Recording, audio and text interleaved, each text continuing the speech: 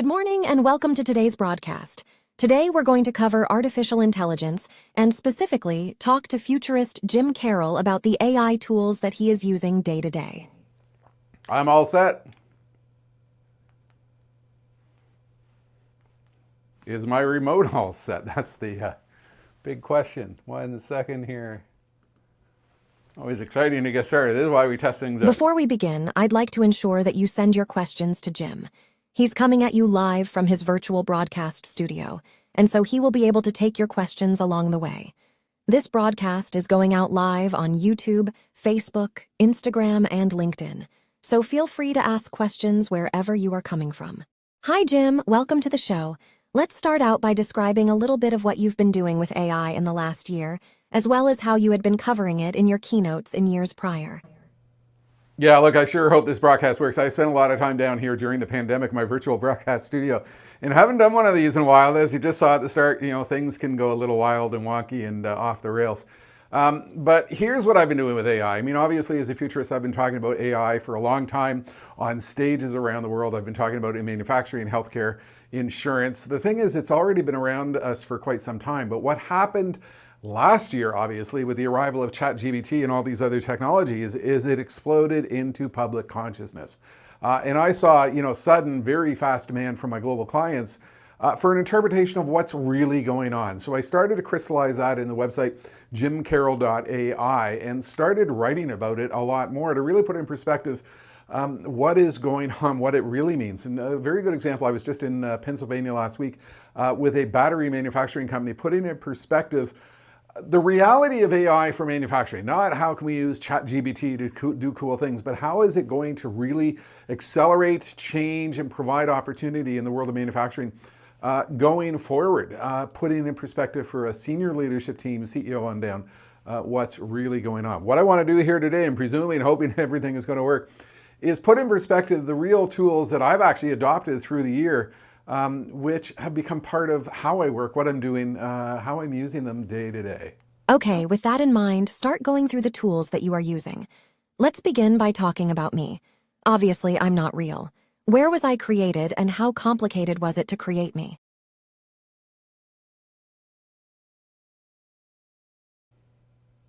That's the very first tool I use, reels.ai. One of the things I did throughout the year with my keynotes was I brought this AI avatar onto stage with me and made them a part of my presentation. And what you do is you pick out a particular avatar. I've used a whole series.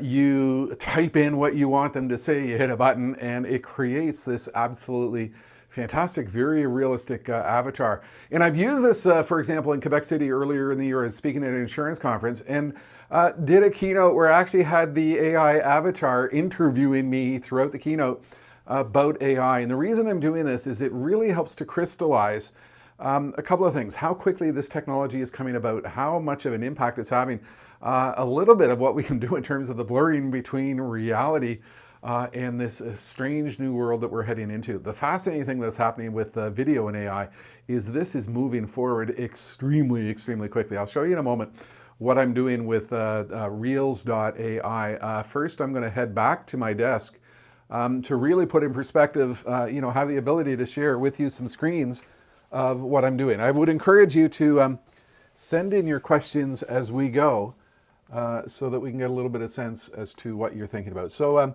let's start out here with reels.ai, reals.ai. What I've got is, here's the avatar, for example, that I used to create today's little introduction. And what I've done is I simply have picked out a presenter, I've put a title on it, and I've gone and I've worked into it the text that I'm going to have them use. So good morning, welcome to today's broadcast. We're going to cover artificial intelligence. And I've created a whole series of different scenes, which are really putting in perspective what it is I want this avatar to say. Now, I used this a lot at the beginning of the year. It was new, it was novel. What I'm finding is that a little bit of the bloom has come off the rose. So I was actually paying a monthly fee to utilize this through the year with a whole bunch of different avatars that I was bringing in throughout the year. But I sort of have moved away from it through the year. I think the novelty has worn off. But certainly what I've discovered is the ability to use AI-based video in a variety of ways and bring them into what I do, which is, keynote speaker sharing insight from the stage, or whether in my virtual broadcast studio here, has been something that is just absolutely magical. Here's an example of what I did in Quebec City. Robot? I'm not sure I like that. Anyways, you've covered a lot of stuff today. What should everyone here do with? Let's move on and look at the next tool.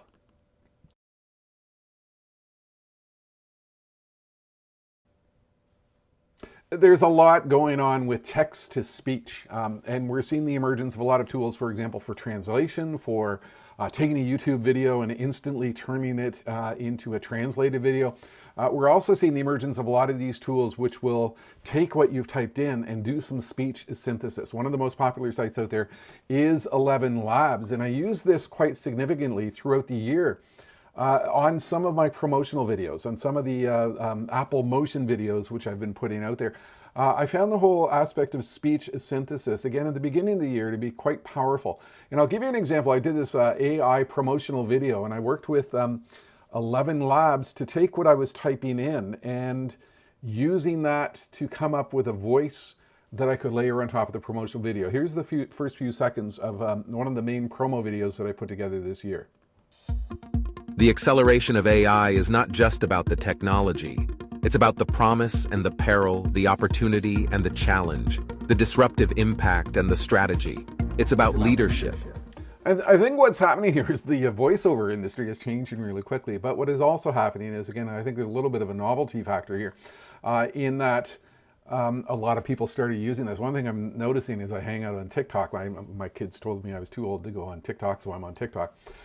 Is a lot of use of that particular voice by a lot of people. So I think there is something powerful here. I was paying for 11 Labs for quite some time. I've scaled back my use of that, but still find on occasion when I've got a good use case for what I can do with it. The acceleration of AI.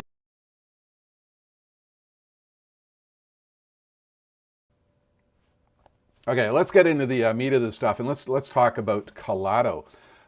Which is, oh, look at that, it logged me out. Part of the challenge is I've got so many accounts and so many things trying to remember what I'm doing and why I'm doing it. Please enter the verification code that we sent. Isn't that exciting when that something like that happens? I think I might actually be in the wrong account. So I'm going to come back to Collado. Actually, let's see if that shows up. And this is the perils of doing a live presentation. There we go. Enter the code. Let's see, 879271. Let's try and do this. 879271. The challenge with all of this stuff is there's so many services out there. There's so many things. I accept the terms of use. This might not actually be the right account. There's so many tools that are out there. One thing I started tracking at the beginning of the year was this site called aitoptools.com, and this was a sort of a that's not it, AI Top Tools. Sort of a mega site of the best tools that are out there. And when I started tracking this, there were 1,000 sites, then there were 2,000 sites, then there were 3,000 sites. I think they've given up. They just say, look, we've got more than 10,000 AI tools. And there are tools for everything. There's tools for audio editing. There's tools for avatar generation. There's tools for utilizing databases. There's tools for workflow. I mean, there's tools for writing code. There's and the thing is, I've signed up to so many of these services through the year to try them out, to see how they work, to see what they do, that I end up getting too many services and forget how I was signing into them. So obviously this Collado one, if I log in, if I remember correctly, maybe I'm accessing this one via Google. This one's not going to let me in. Isn't that a drag? So anyways, Collado is a great tool that lets me go in and log in. Fill in my account details. Maybe if I log out of this is quite exciting. Like I said, I hope all of this works. I'm in marketing, 200 people. What I use this for is I feed this a lot of the PDFs which I use. And I'm going to try and log out so I can log in with my Google account where I actually have some actual documents hanging out that I use. So back to the use case. Through the years, I've been doing extensive research in a service called Dow Jones Factiva. I'll show this in a moment. It's my go-to tool by which I can hone in and get very customized details on any particular industry. So for example, when I'm in Factiva, I can say, okay, I want any articles that mention AI or artificial intelligence in the artificial, couldn't help if I could spell as well, in the headline,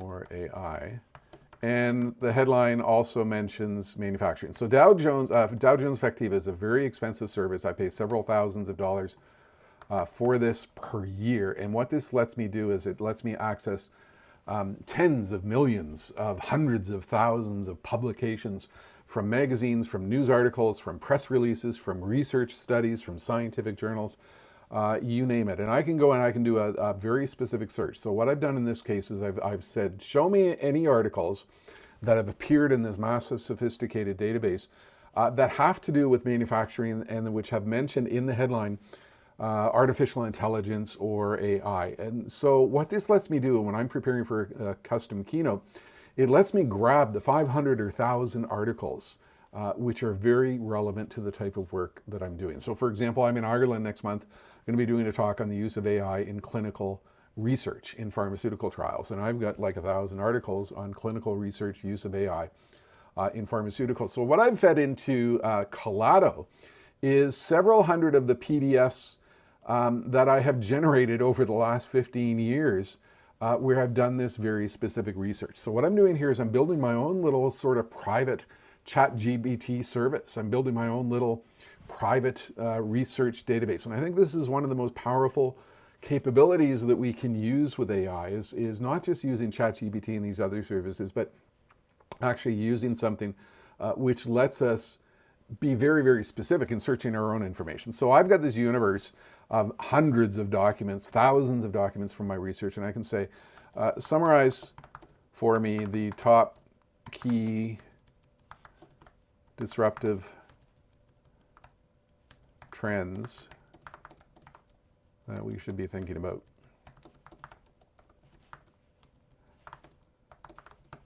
And rather than using the massive universe of documents that you get in ChatGPT or things like that, this is specifically talking to the 1,000 documents, each of which contains several hundreds of articles specific to the research that I've downloaded. And this to me is powerful because it's letting me talk to my own documents, top key disruptive trends, types of things I've been focused on: virtual reality, augmented reality, self-driving cars, 3D printing, on and on. A private GPT-like service. And I've spoken to the folks at Collado. I've used this service extensively. I think is really, really interesting. What they've done is they've actually built integration. So if you're a user of Notion, if you're using Google Drive, if you're using Confluence or Jira, what they're doing is they're integrating their private GPT service into those services. So it makes it very easy to talk to your private documents. I think this is one of the fastest emerging areas of what is occurring with large language models. Certainly you've seen that ChatGPT is doing it with their enterprise service. Virtually every single company out there, Microsoft, Google, private GPTs are going to be an absolutely huge opportunity going forward. And I've been doing this, and I've actually found Collado, COLLATO.com, to be one of the really, really powerful tools which lets me do this.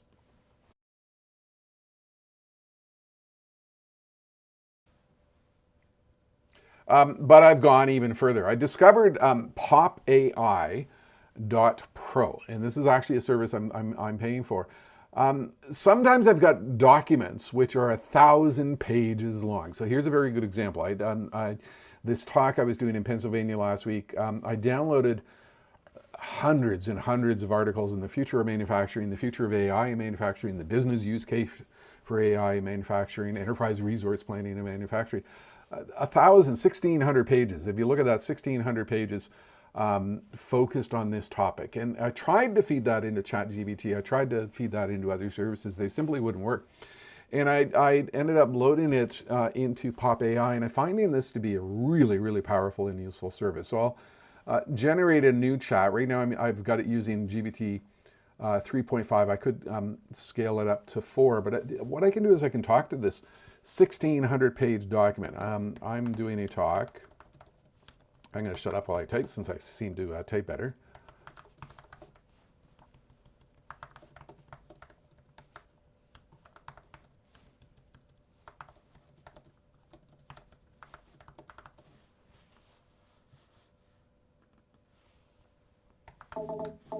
Oops.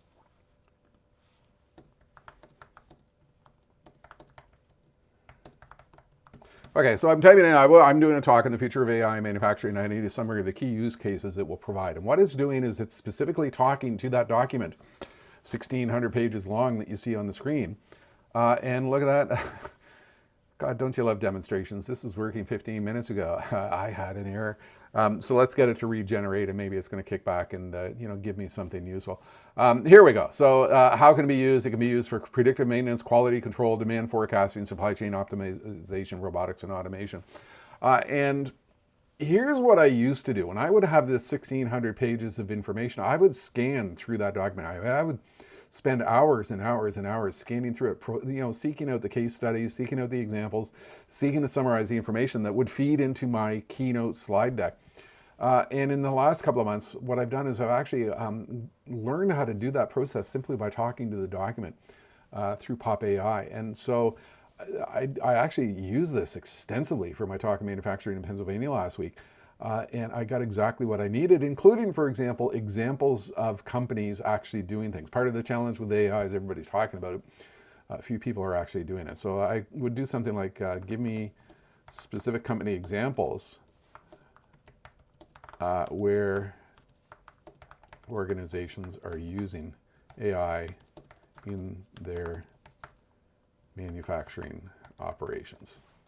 And if I fix up the spelling here, so that, I don't know if AI is smart enough to correct for spelling errors. I'm assuming it is. But here, I'm typing in, give me specific examples of where organizations are using AI in their manufacturing process. And again, why this is more powerful than, say, ChatGPT is because it's going to, number one, highly qualified source information from my use of Dow Jones Factiva, where I'm getting hundreds of articles from news publications, industry reports, scientific journals, research reports, press releases. I mean, real stuff that has been vetted and is realistic. And if you look at this, these are the examples I worked into my deck last week. TVS Motor Company, JK Tire and Industries, Asian Paints, Siemens Games, Volvo, like real specific examples. This has been an absolute game changer for what I'm doing. Let's move on and look at what I think is a really cool, fun tool.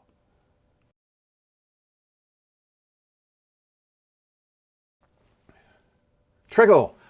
Trickle.so is the website. I'm going to summarize all these websites later on, but Trickle is kind of cool. I'm a screenshot guy. Over the years, I've taken thousands of screenshots. I see something interesting, I take a screenshot of it. I read something interesting, I take a screenshot of it. And over the years, I've built up this massive database of hundreds or thousands of screenshots. And every once in a while, I remember I took a screenshot of something. I go like, how am I ever going to find that? It becomes a problem. And what Trickle is it's actually a screenshot tool. They actually have a little tool you can download, Screenshot Sidekick.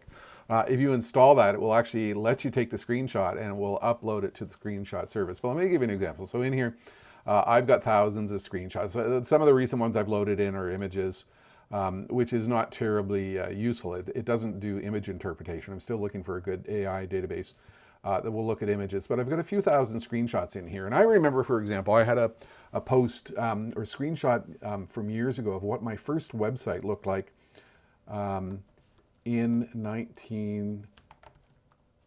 first website, 1994.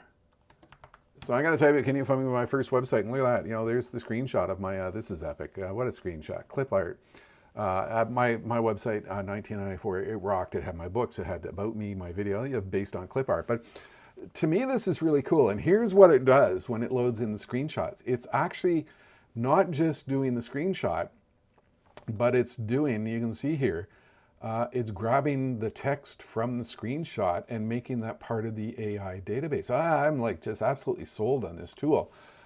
Because this has suddenly turned my screenshots from not just being screenshots, but into something more. So tell me all about disruptive innovation. So if I say, sometime in the past, I remember I had, screenshots on disruptive innovation. Some of these are, things from my website. Some of them are a discussion, a screenshot that I had. Somebody was talking about doing something innovative. Here's a post, a screenshot of a news article. Don't know how this fits. I'd have to read it. Schools responding to beeper, today's tool of today's drug dealer by banning it. That's kind of interesting. Anyways, whatever it is. I mean, this is a magical tool. I'm learning how to use it to search for things. I'm learning how to use it. And the interesting thing is when I'm doing this search, I can narrow it down to specific screenshots I've grabbed. So for example, I track an account called Singularity Hub, where they talk a lot about the future and stuff, and I can specifically, narrow my research down to that particular universe of screenshots. Anyways, trickle.so, I find it really absolutely fascinating. A lot of fun to use, and something I'm willing to pay for. I'm paying $10 a year, $10 a month for this one. I'm going to bump it up to a full year program as I continue to explore what it means. Let's move on to something that I'm doing on my own website called Command Bar.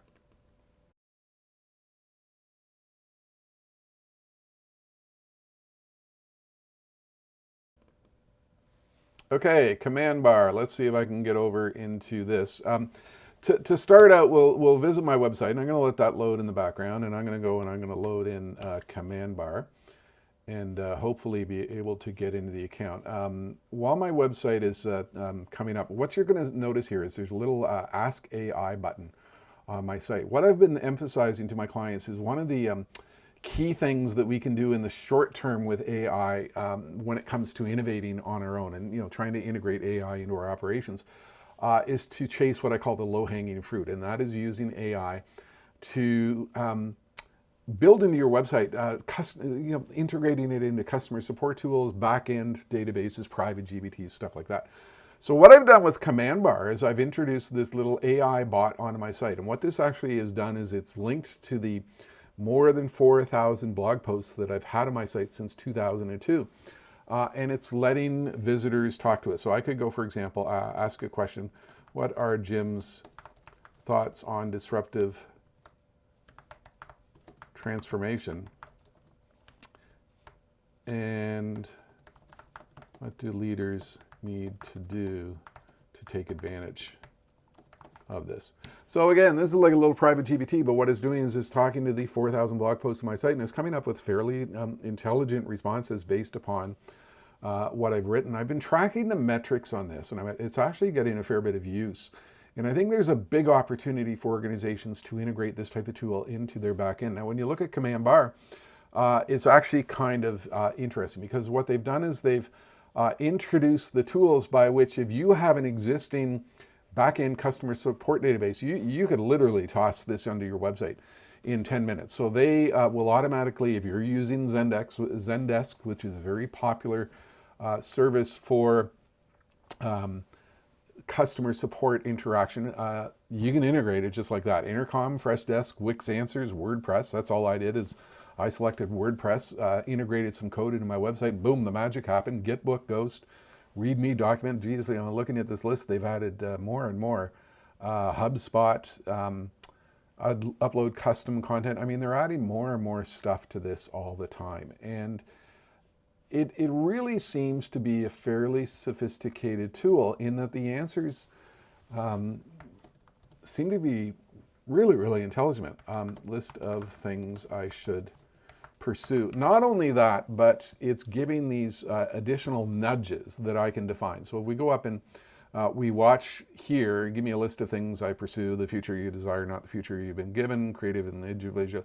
And then if you look here, what is the importance of imagination according to Jim Carroll? What is the link to Jim Carroll's Masters in Business Imagination? It's coming up with these nudges to explore further bits of information based upon the content it's discovered in my site, but also based on nudges that I might pre-program in. So I could, in effect, set up sort of a tour of my website based on what a user is seeking, and give them nudges which are more appropriately related to the information that they're searching. So commandbar.com, really, really powerful tool. I've been talking to these folks. I think they're onto something here, particularly the ease of integration into an existing website and the fact that they built it into the back end of so many organizations. So it's one I'm really excited about. I'm still learning how to take it further in terms of these nudges and all the other capabilities, and I'll be talking to these folks in January. Let's move on. Let's get into some of the fun stuff, Midjourney.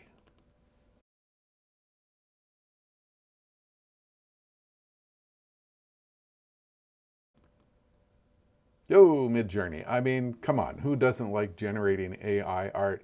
The thing I've been doing with Midjourney is actually kind of fun. A couple of things. I've been using it to generate the art that I'm using in my keynote. So for example, I've got this standard introduction where I talk about, 65% of the kids in preschool today will work in jobs or careers that do not yet exist.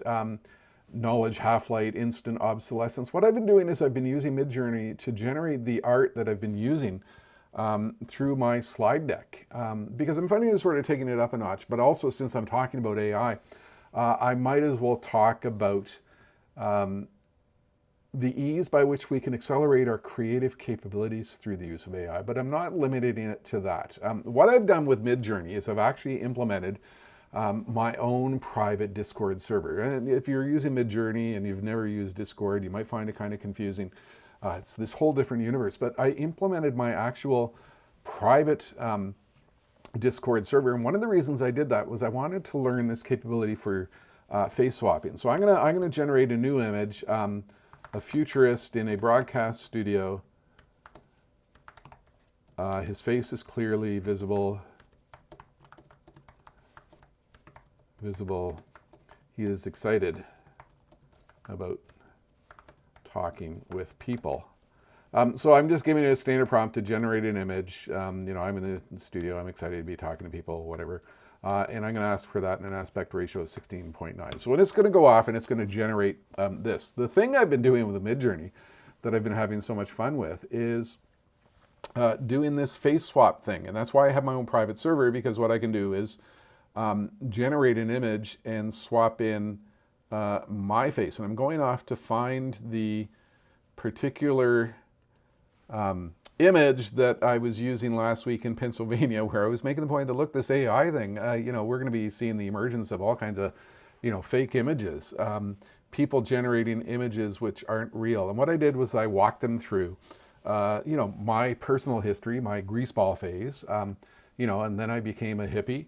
Then I went into my punk rock phase, and now I'm just a like full-on cyborg, with this weird head.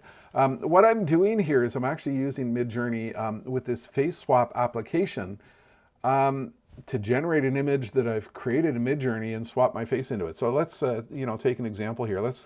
Let's take number 2 perhaps. So what I'm doing is I'm upscaling image number 2.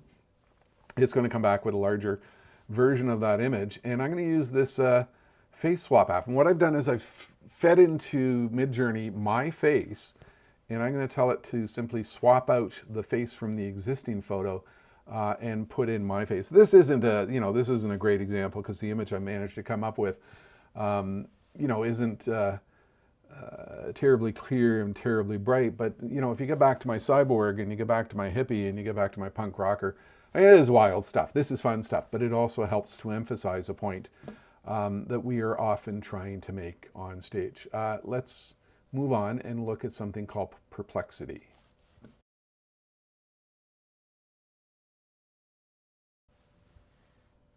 And perplexity, I thought I had that loaded up and I don't, so let's go and make sure that we can get this one to come up. Okay, perplexity, and I'm gonna presume that I can sign in with Google. I am, look at that, futurist Jim Carroll. That's the proper account. So we're gonna get to ChatGPT in a moment. I'm paying for ChatGPT, but sometimes I'm finding that we need to go beyond that. And this is where I think perplexity is exciting. It's sort of a ChatGPT on steroids, in that it gives you references to the documents that it's pulling up. And it gives you a little bit more of a sophisticated search. I find myself keep going back to this over and over again because it has this feature called Copilot, which really accelerates what you can do from a searching perspective. So let me go here. I am writing an article on of AI in clinical healthcare research.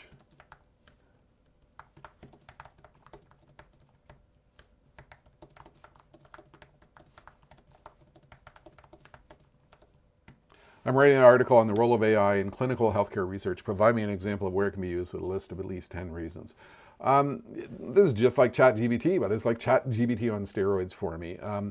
It will go off, okay, number one, which specific areas do you want to hone in on? And cancer research, drug discovery, or genomics? I'll say, okay, well, let's go for genomics and be a little bit specific to that. So it's sort of taking apart your query and coming back and being a little bit more specific. So the reason I like this is it's being a little bit more specific in terms of the type of research that it is doing. So if we go down here, you know, the answer, precision medicine, and the 10 reasons for using AI in genomics.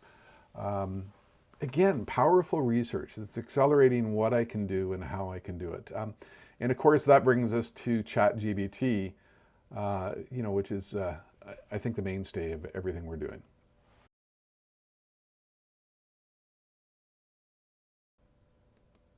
So, I mean, ChatGPT, I mean, you know, if you aren't using it, you've got to use it. I'm using it for everything I do, and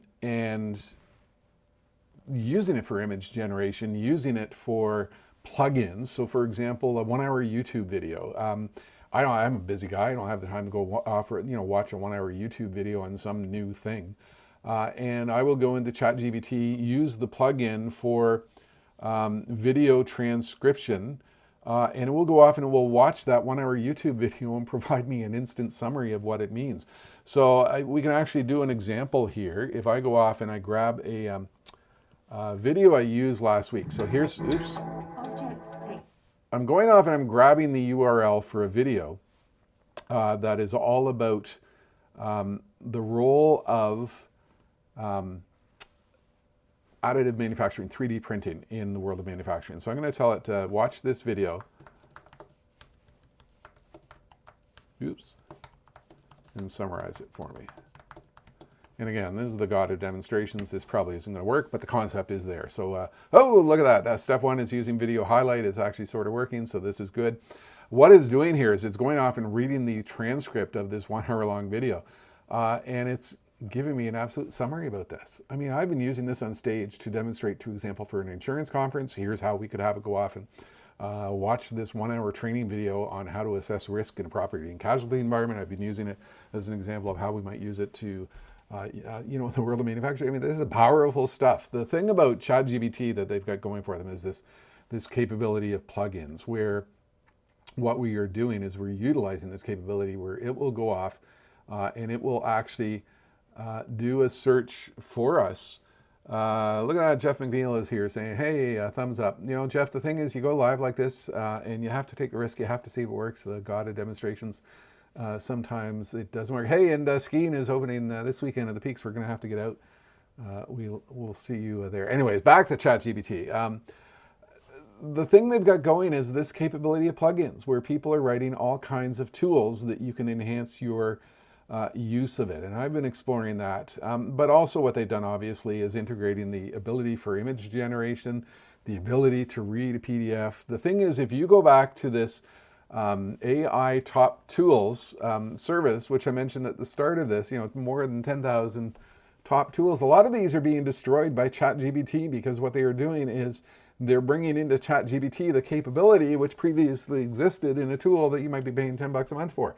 So for example, there is a service called chatpdf.com. You could use it to chat with a PDF. Well, guess what ChatGPT did was they introduced the capability to talk to a PDF. So, I mean, it's a go-to tool. Obviously, information is wrong. When did futurist Jim Carroll die? It's kind of morbid, but the thing is, there's a guy named Jim Carroll. He was the author of the Basketball Diaries, punk rock band called the Jim Carroll Band. He wrote that song, People Who Died. And the thing I found with ChatGPT is it's reported I died in 1949, 1952, 1959. Actually, the year I was born, 1965. And today it's telling me Jim Carroll passed away on September 11th, 2009 due to a heart attack. Well, actually, I'm still very much here. That's the other Jim Carroll. who is not with us. So, I mean, we know that there's risks and challenges with all this stuff. We know these tools are not perfect, but we are going into this new and fascinating world of a lot of tools, a lot of stuff, a lot of capabilities. So I mean, I'm paying for probably 8 services. There's 2 I've stopped paying for because I've become busy with other things, and their value has decreased with me. But I'm finding this all absolutely magical, and I'm integrating these into what I'm doing every single day. I'm going to summarize this into a blog post and encourage you to keep on exploring the tools that you can make into part of your working life. So mostly everything worked here today. I have a lot of fun down here in the virtual broadcast studio. I think going into 2024, I might start doing a few more of these again in the future. So thanks for watching. Thanks for tuning in, and find your own AI top tools.